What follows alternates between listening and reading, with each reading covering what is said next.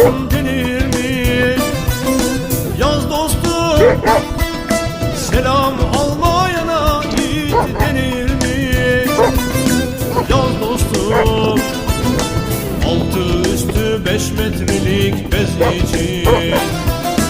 Yaz dostum, boşa geçmiş ömre yaşam denir mi? Yaz tahtaya bir daha, tut defteri kitabı, sarı çizmeli Mehmet Ağa bir gün öder